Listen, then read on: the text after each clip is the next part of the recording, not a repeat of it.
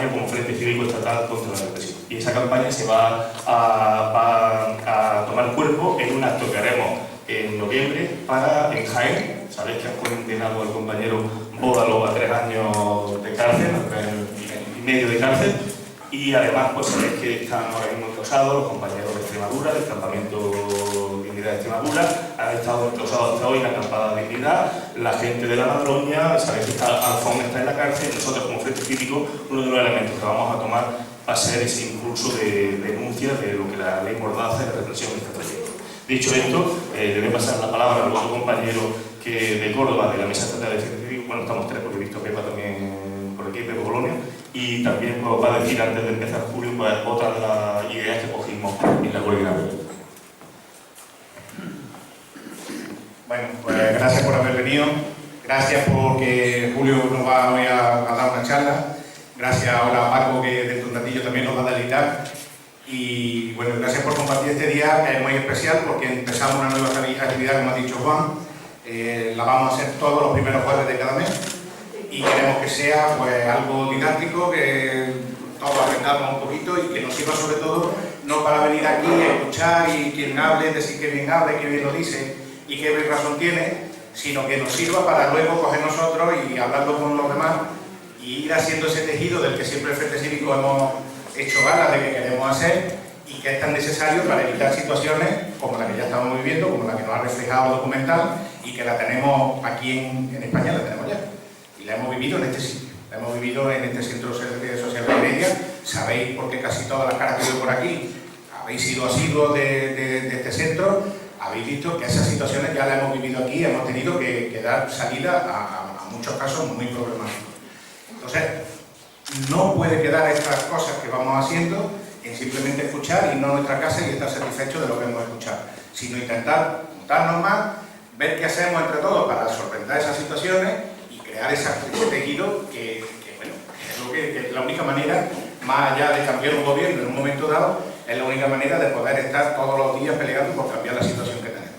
Esa es la línea del Frente Cívico desde su creación y además ahora la hemos remarcado todavía más a partir del mes de junio, de la penúltima, porque luego hemos tenido otra coordinadora estatal en la que hemos decidido firmemente, seguimos pensando que todo lo que hay que hacer, o lo principal que hay que hacer desde el Frente Cívico es poner las luces largas, es decir, más allá de los procesos electorales que estamos viviendo, que están ahí y que hay que participar en ellos, cada uno en la medida que entienda, pero que el tejido social y la única fuerza que puede hacer de verdad caer las cosas es la unión de todos los afectados, de todas las personas, todos los ciudadanos afectados, haciendo frente a la vida. Un ejemplo lo hemos tenido una vez más aquí en nuestra ciudad. Evidentemente, el Centro Social de Heredia haya estado año y medio antes de las elecciones dando por saco y poniendo en entredicho cosas que el anterior gobierno popular de Córdoba estaba haciendo, pues claro que ha influido en que este partido ahora no esté gobernando.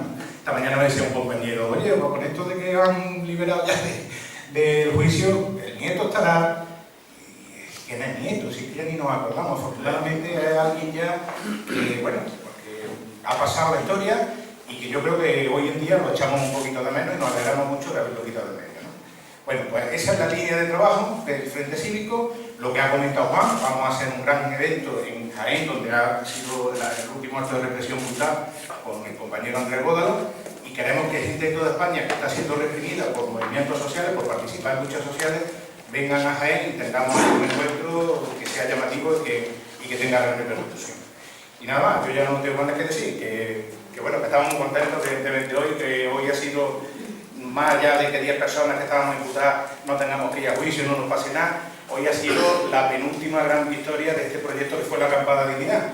Nos queda una todavía, que es que la delegación o la Consejería de Sanidad de la Junta de Andalucía, este gobierno tan sensible de la señora Susana Díaz, decida ya de una vez por todas permitir que la cocina se abra, porque todos los días vienen a la puerta a preguntar un porrón de gente que si pueden venir a comer.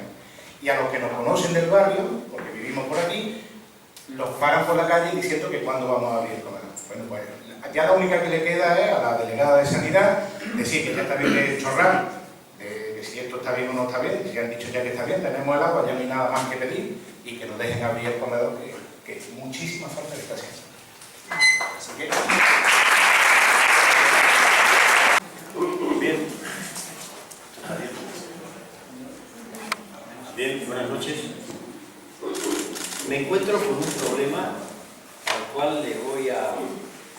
dar solución ante ustedes. Han estado 55 minutos aproximadamente viendo un vídeo muy interesante y necesario. Yo lo he visto 2 veces. Después, una intervención de 40 a 45 minutos escasa para la enjundia del problema ya es demasiado. Así que lo que yo propongo y he decidido es lo siguiente. Voy a hacer una intervención de 10-15 minutos que sea suficiente para provocar en ustedes la necesidad de diálogo y de coloquio. Para profundizar en aquellos extremos que sin duda yo no voy a tocar porque en 10 o 15 minutos el tema no da más de sí. Ahora bien, los 10 o 15 minutos los voy a gastar en comentar 5 puntos. 5 puntos sobre el tema que tienen una intencionalidad. Yo me sitúo como el espectador medio que se pone ante la pantalla del televisor o lee el periódico y le vienen las informaciones del discurso oficial sobre Europa. Y van destilando sobre la gente una serie de eslogan, una serie de informaciones que van moldeando el pensamiento de la gente. Yo en los 5 puntos voy a intentar con un bisturí quitar, sajar y demostrarle lo que hay detrás. Sé que el tiempo es corto, por eso la segunda parte de la propuesta es la siguiente, y no digo el próximo mes. En lo sucesivo, un día que no haya vídeo, yo estoy dispuesto a venir otra vez y profundizar en el tema, para que tengamos más tiempo. ¿De acuerdo? Pues comienzo. El primer punto, yo pienso muchas veces en la gente cuando me preguntan, incluso los periodistas, ¿están ustedes contra Europa? Primera falacia. Una cosa es Europa y otra cosa es la Unión Europea. Y otra cosa es la eurozona. Es decir, ¿por qué decimos Europa? Cuando el concepto Europa es mucho más amplio y viene desde más tiempo hacia atrás y que ha unido a tanta gente en torno a una palabra. La experiencia como hombre de izquierda en España es para que los que luchábamos contra Franco encontramos en Europa una referencia y hablábamos de que se construyese la Unión Europea o Europa como una respuesta a la dictadura. Para nosotros, la Europa que deseábamos era no solo la negación de la dictadura, sino el lugar donde podía haber más justicia social. Aquella naciente Europa, estoy hablando del año 1957, representaba para nosotros una esperanza. Sabíamos perfectamente que era un proyecto organizado por el gran capital, y lo demuestran los tratados económicos del carbón, del acero, de la energía atómica. Pero también sabíamos que en el año 1961, gracias a aquel mercado común europeo, se había aprobado la Carta de Derechos Sociales de 1961 en Turín. Una carta de carácter vinculante a todos los estados que la firmaron y que hoy sigue en vigor aunque no se cumpla. Es decir, para nosotros, desde la dictadura, teníamos en aquella Europa una visión de que era el proyecto al cual queríamos acceder. Aquello enalteció y engrandeció a nuestros ojos la palabra Europa. Lo que ocurre es que en la historia de la construcción europea, primeramente que esto no es nuevo. Esto hunde sus raíces en la Edad Media y que ha habido escritores como Víctor Hugo o políticos como Spinelli o como los padres de la Comunidad Económica Europea que han venido planteando un sueño, una Europa federal. El propio Víctor Hugo plantea la idea de una Europa como Estados Unidos de América, una Europa federal capaz de rivalizar con Estados Unidos y que fuese una potencia económica, política, monetaria, intelectual y cultural. Ese sueño nos arrebataba a todos y con esa idea planteábamos la construcción europea, pero la construcción europea se podía haber hecho de muchas maneras y una de las maneras de que se ha hecho se llama Unión Europea y dentro de la Unión Europea, Eurozona. Por tanto, primera idea, llamarle Europa a esto es simplemente algo tendencioso. Porque cuando nos dicen, ¿están ustedes contra Europa? No, yo estoy contra la Unión Europea y contra el euro, no contra Europa. Y además, como muchas personas que coincidimos, estamos a favor de construir otra Europa radicalmente distinta, porque esta que llaman ustedes Europa no nos gusta. Creo que la cosa ha quedado clara, la primera idea. La segunda idea que quiero dejar ante ustedes es cómo ha sido el proceso de construir esto que tenemos ahora y que se llama Unión Europea. Esta es de las cosas más curiosas que alguien puede ver. En el año 57, como he dicho antes, se crea la Comunidad Económica Europea, el acta, la Carta de París, con todos los derechos laborales reconocidos, y comienza un proceso de aceleración que tiene dos líneas.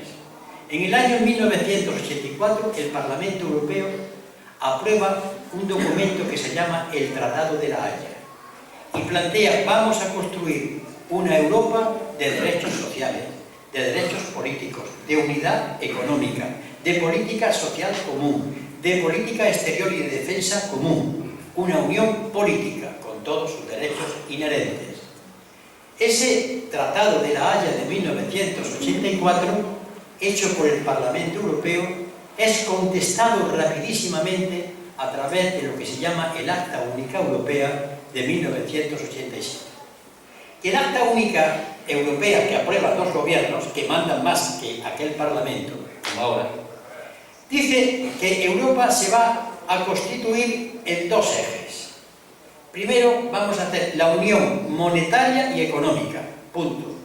Y en segundo lugar, las políticas sociales se quedan reducidas a unos fondos. En vez de hablar de una Europa que planteábamos nosotros, de un espacio social y económicamente integrado, se plantea que la política social va a ser repartiendo unos fondos. FEOGA, el FEDER, el Fondo de Garantías y Depósitos, es decir, simplemente unas inversiones. Pero esta respuesta reduce la respuesta del año 1984 del Parlamento Europeo. Se aprueba el Acta Única Europea, que si la leyésemos ahora, veríamos que aquello era un documento avanzadísimo al lado de lo que hay ahora. Pero continúa el proceso. En el año 1992 se reúnen representantes de todos los parlamentos que formaban la Unión Europea. Ya estaba España ahí. Se reúnen en Roma en una sesión que es conocida con el nombre de las Asises de Roma y plantean que la única posibilidad de crear una Europa tal como se venía pretendiendo y aspirando es una política social, de igualdad con la mujer, de plena incorporación democrática, e ir a una Constitución Europea con 5 sujetos fundantes: el Consejo Europeo, la Unión Europea, los parlamentos nacionales y el pueblo europeo.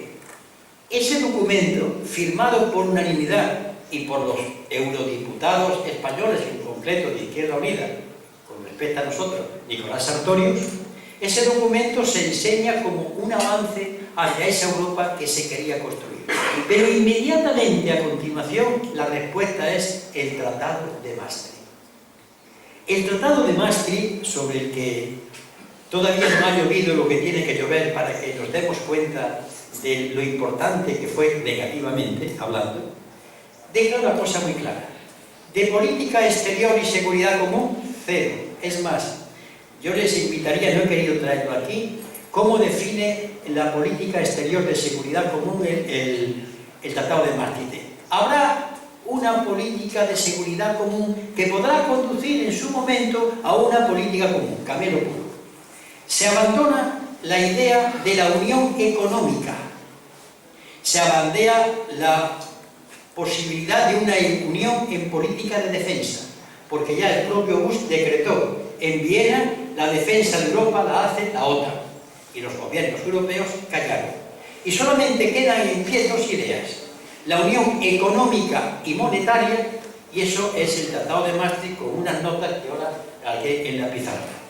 Por tanto, la respuesta a las Asises de Roma es el Tratado de Maastricht. Pero aparte de eso, todavía el Parlamento Europeo no cedió. Y de la mano de Marcelino Oreja, del PP, plantea un Tratado de la Unión. Un Tratado de la Unión extraordinariamente avanzado para responder a Maastricht. Pues bien, el Partido Socialista Europeo y el Partido Popular Europeo se unen y echan para atrás ese documento. Hasta aquí, ¿qué estamos viendo con los datos de la historia? Que el proceso de la construcción de lo que llaman Europa ha ido cada vez perdiendo más plumas en todo el proceso. ¿Y qué es Maastricht? Pues me gustaría que, no lo he querido traer, las palabras de Felipe González el 31 de mayo de 1992 en el diario El País no caben ni dejan lugar a dudas. Nos equivocamos cuando construimos la moneda única, porque no se puede construir una moneda única para países que tienen políticas fiscales y políticas económicas radicalmente distintas. Y claro, cualquier persona sensata dirá, pues si os equivocasteis, ¿por qué continuáis? A eso no hay respuesta. Pero es más, dice Felipe González, el Tratado de Maastricht abandonó la unión económica y se quedó solamente en la unión monetaria.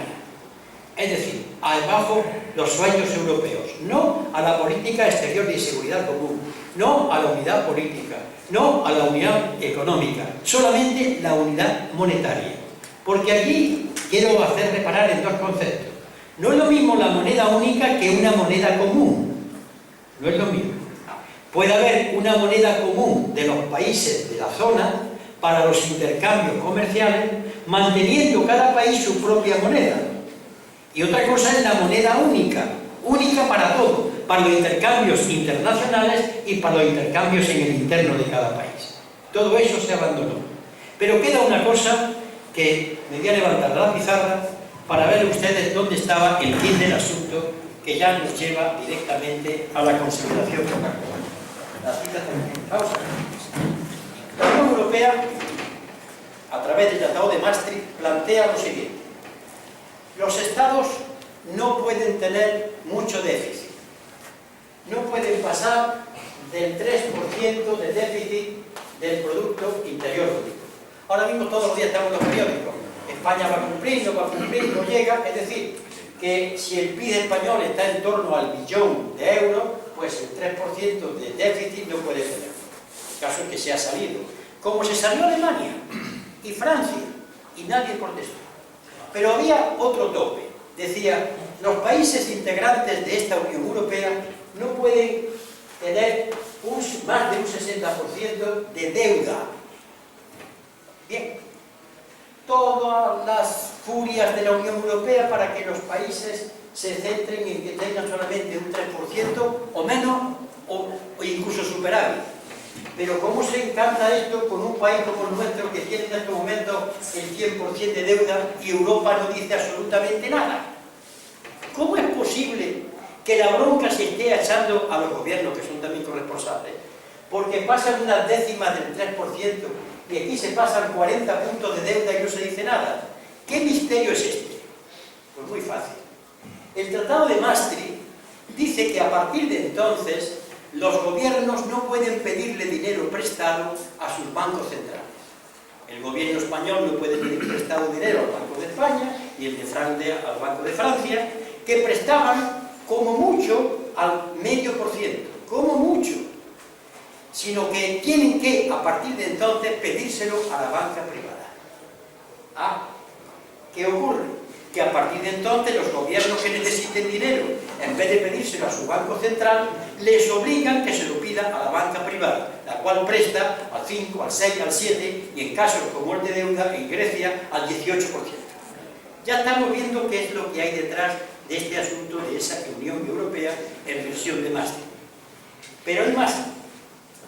Como resulta que los estados le han dado manga ancha para el tema del déficit, no solamente para que se pida prestado a la banca, sino que cuando los estados en la crisis de 2008 han tenido que reforzar a la banca, han tenido que acudir al déficit, y como ese déficit no se puede contabilizar, en estos momentos se permite que esté en el 100 y Italia está en el 120 y tantos %. Es decir, el Tratado de Maastricht, esa figura de esa Unión Europea, responde a los intereses de la gran capital, la banca. Esto lo demuestra clarísimamente. Pues bien, esta es la que tenemos, un proceso que ha ido cada vez degradándose más y que amenaza además con degradarse.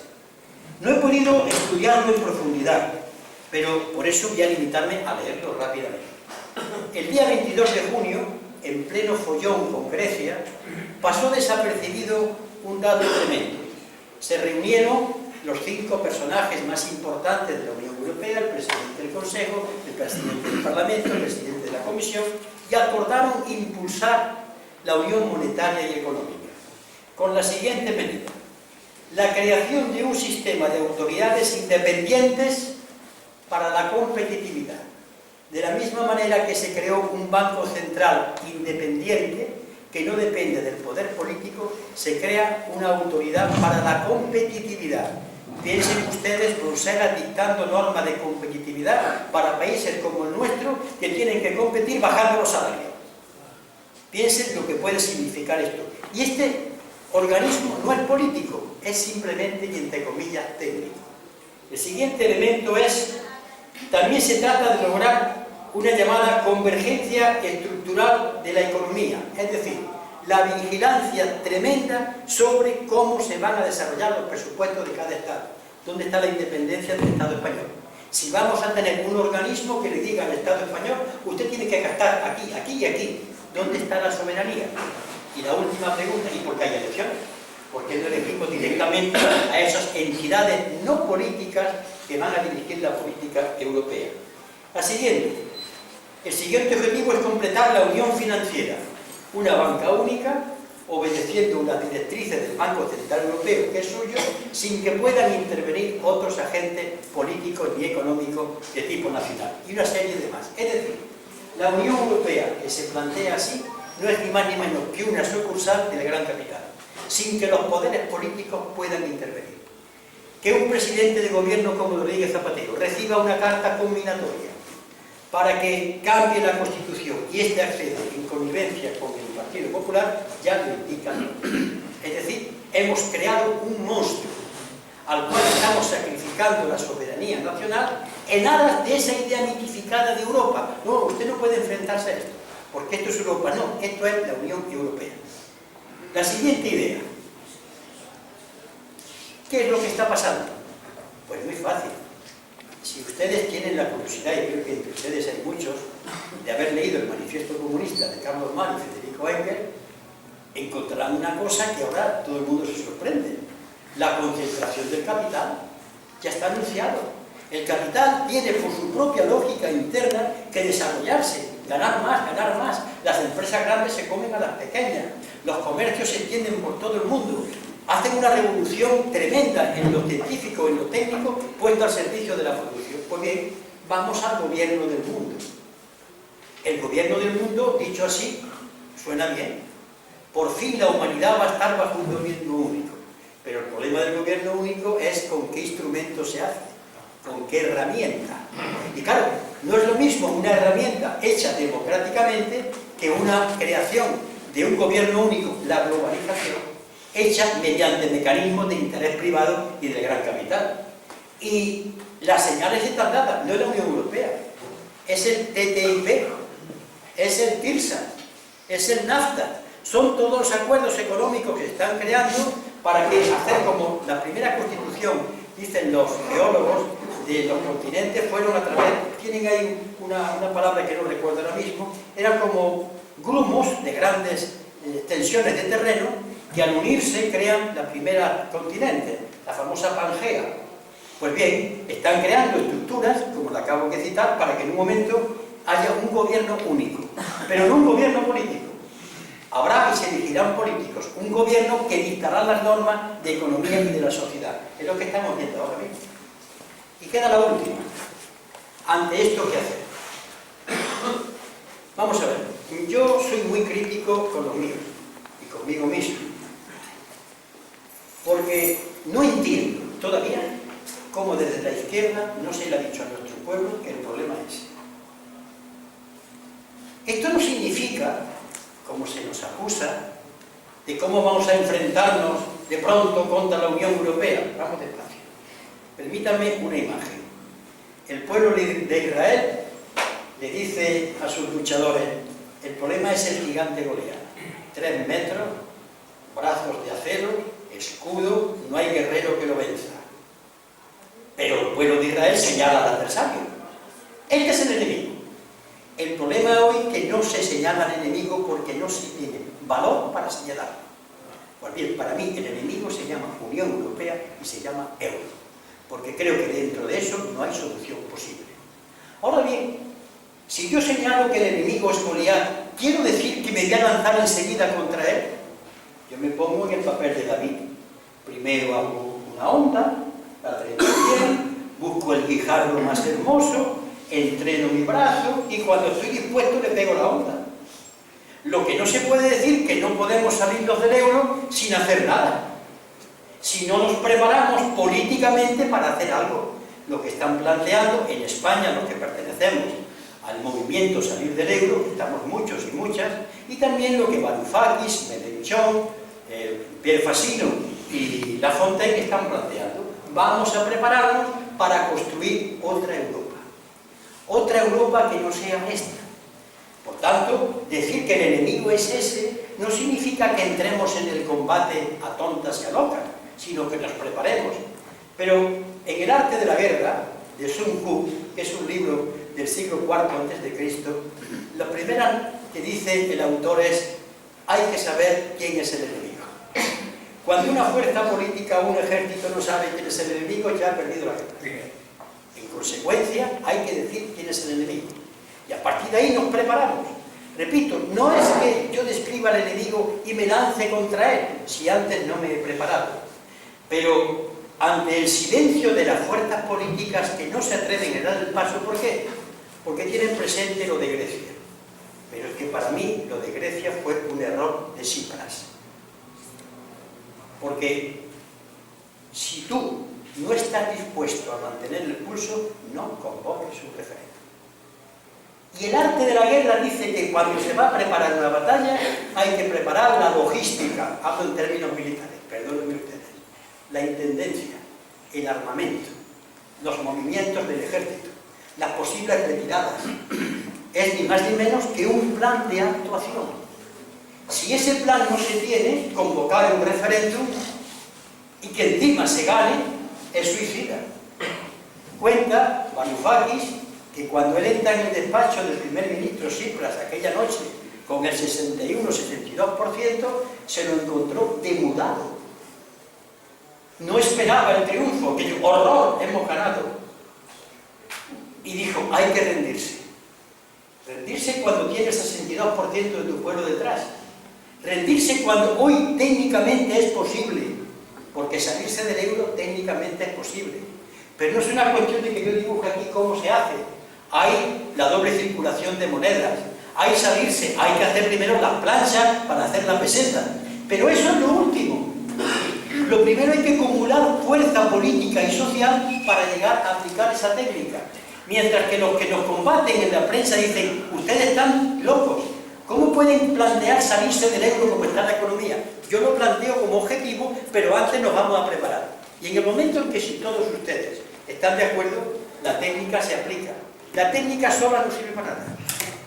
Un armamento, una maquinaria, no sirven para nada sin el brazo que lo pone en marcha. Y, por tanto, los medios de comunicación, cuando nos plantean la imposibilidad de salir del euro, nos plantean que no tenemos realmente fuerza para aplicarlo. Y es cierto, porque no tenemos voluntad. Pero en la medida que haya voluntad política y organización, técnicamente es posible salir del euro. Estas son las 5 ideas, muy apretadas, muy simples si ustedes quieren, pero ya no tengo más tiempo, porque ya me he pasado incluso, y creo que es suficiente ahora que con el diálogo, no solamente conmigo, sino entre ustedes, podamos abordar este debate que es tan interesante, porque termino. En esto yo me gustaría, a veces nos gustaría todos dirigirnos a nuestro pueblo, me refiero al pueblo español. Es decir, mirad, no hay solución sin abordar este problema. Poneros como queráis. Ahora bien, hay que tomar la decisión de afrontarlo, porque técnicamente es posible, pero repito, la herramienta no es nada sin el brazo que la mueve. Si detrás de la fórmula técnica no hay millones y millones de hombres y mujeres que han entendido, esa fórmula técnica no sirve. Por eso cuando los periodistas le preguntan a algunos políticos en esta campaña eterna que nunca acaba, dígame usted cuál es su fórmula y de qué sirve una fórmula. Deme usted la fuerza, que verá usted cómo saco la fórmula. Fuerza, unión, unidad popular, y ahí salida. Lo que tuvo Tsipras, una noche, pero ahí faltó, qué buen vasallo si hubiese un señor, desde mi punto de vista.